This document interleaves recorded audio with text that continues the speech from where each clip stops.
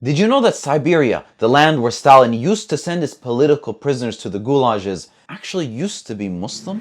You see, Genghis Khan was the ruler of the Mongolian Empire, and when he died in 1227, his lands were distributed amongst his sons. The land in the northwest was called the Golden Horde, which would eventually become its own empire around 30 years later. And one of Genghis Khan's grandsons would become Muslim and brought the entire nation to Islam. Fast forward 200 years and the Golden Horde was split even further apart, with the north part being called the Khanate of Sibir, a name which sounds awfully close to Siberia. The empire was very diverse, with a ton of Turkic and Mongolic and other peoples, each with their own languages and culture, and the empire expanded, consolidating and bringing many people from paganism to Islam. It was the furthest north Muslim state in the world, reaching as far as the Arctic Ocean. The Muslims now were at the edge of the world, but it didn't last. At the same time, the Russians had been growing their power in the west, and now they were marching east, headed directly for the Muslims. Kuchum Khan was the leader of the Siberian Muslims at the time, and he put up a fierce resistance. The Russians began the invasion in 1582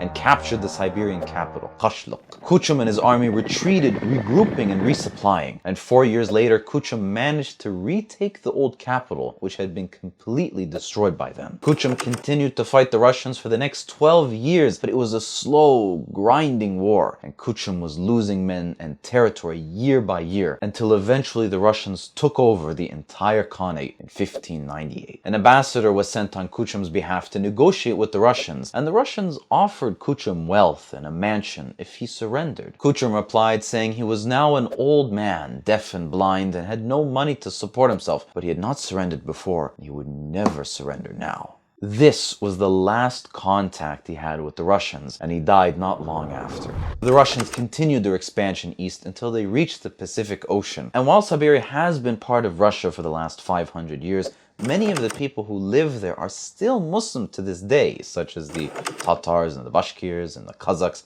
And it's estimated that up to 15% of the entire Russian population is Muslim. And Siberia has some of the most beautiful and unique masjids in the world. It's amazing to think that wherever you go in this world, even deep into the Russian hinterland, in places where no people live and that haven't seen human life in centuries, you can still find a rich history of Muslim civilization and the artifacts they've left behind for us today. Like and follow for more Muslim facts.